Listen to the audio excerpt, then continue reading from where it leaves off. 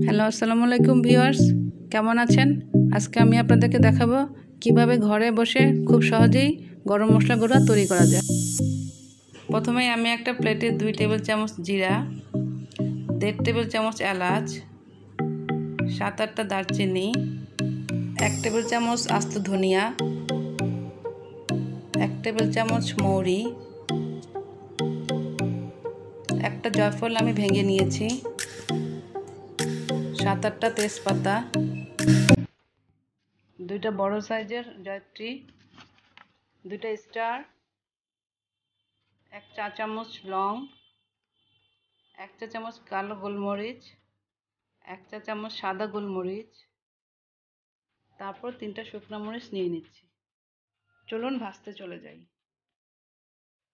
মাঝারি আছে প্যানটা বসিয়ে দিলাম। এখন সব মশলাগুলো দিয়ে দিব। তেজপাতাগুলো আমি ছোট ছোট করে কেটে নিয়েছি।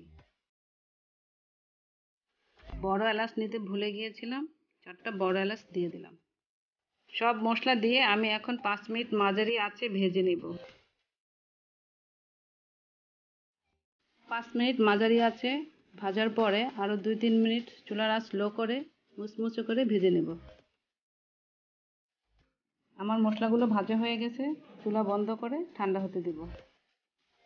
মশলাগুলো পুরোপুরি ঠান্ডা হয়ে গেলে একটা গ্রাইন্ডারে নিয়ে গ্রাইন্ড করে নিব। আপনারা চাইলে পাটায়ও বেটে নিতে পারেন। তৈরি হয়ে গেল আমার ঘরে তৈরি গরম মশলার গুঁড়া। আমার ভিডিওটি দেখার জন্য সবাইকে ধন্যবাদ।